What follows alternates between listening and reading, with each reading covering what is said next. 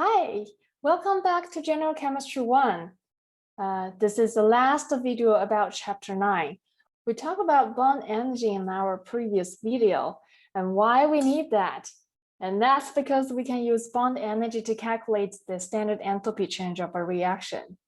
Okay, so let's discuss how to calculate the standard enthalpy change of a reaction from bond energy in this video. If we think about why we can use bond energy to calculate the standard enthalpy change of a reaction, you may think that all chemical reactions are about bond breaking in reactants and bond formation in products.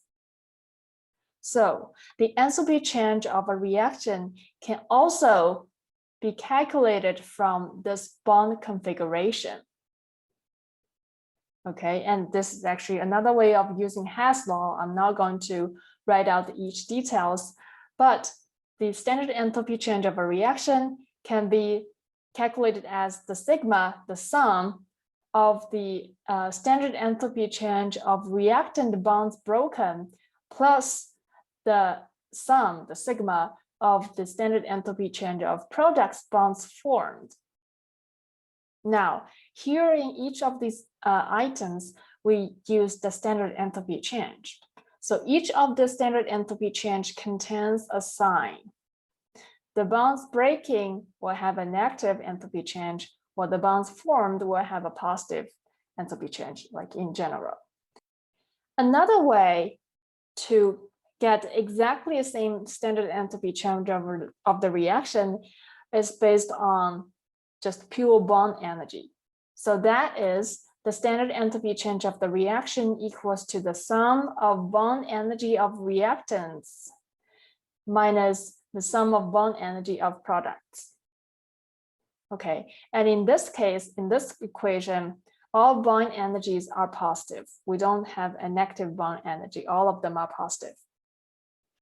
You can see I highlighted the second equation, not the first one. So which means the second equation is much more frequently used than the first one. So please pay attention to this.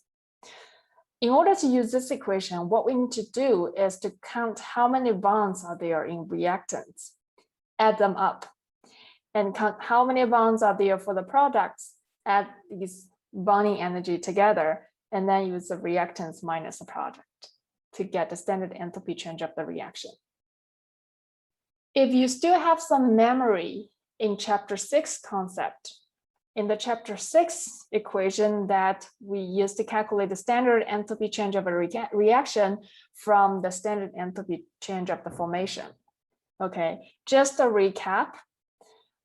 If we want to calculate the standard enthalpy change of the reaction, we need to use the sum of coefficient of reactant times the standard heat of formation of each product, and use that to minus the sum of the coefficient times the standard heat of formation of reactants. So although both of these two equations calculate the standard enthalpy change of the reaction, the equations themselves are different.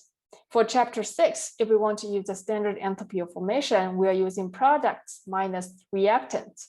We also need to take care of the coefficient here. However, for now, for this chapter 9, we use the reactants binding energy minus the products binding energy. Now we need to use the reactant minus the products. Just keep that in mind. Okay, so let's take a look at a question. Calculate the standard enthalpy change for this reaction. 1 methane CH4 in gas phase plus 2 O2 in gas phase to produce 1 CO2 in gas phase and 2 water, 2 H2O. And you're given a bunch of binding energies. The binding energy of CH single bond is 413 kilojoules per mole. For oxygen-oxygen double bond is 498 kilojoules per mole. For carbon-oxygen double bond is 799 kilojoules per mole, and HO single bond is 467 kilojoules per mole. And for this, I will also tell you the structure of each molecule. Okay, for the CH4 bond, It's a carbon in the center. It bonds with 4 hydrogens near it. Okay, so for the oxygen molecules, we have oxygen double bond. For CO2 molecule, we have carbon in the center and it has double bonds to 2 oxygens, 1 on each side. And for water, we have oxygen in the center.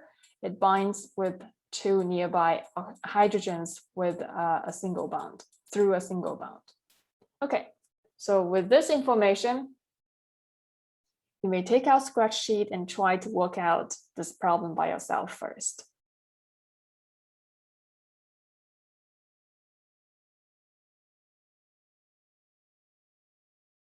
All right, and of course, we need to use the equation that the standard enthalpy change of a reaction equals to the binding energy of reactants, sum of the binding energy of reactants minus the sum of the binding energy of products.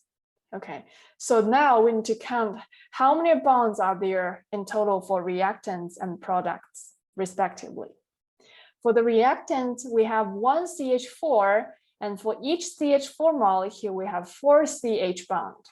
So in total, we have 4 CH bonds, single bonds. And also for oxygen, we have 2 O2 molecules. In each O2 molecule, we have oxygen-oxygen double bond. Now we have 2 oxygen molecules. So in total, we have 2 oxygen-oxygen double bond. Now let's move on to the products. In CO2, we have 2 carbon-oxygen double bond. And for water, in each water molecule, we have 2 oxygen-hydrogen single bond. And since we have 2 water molecules in the reaction, we have 4 hydrogen-oxygen single bond.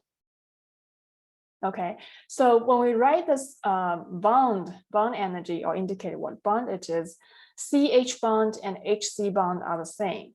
Usually we write the 2 bonded atoms according to the alphabet sequence.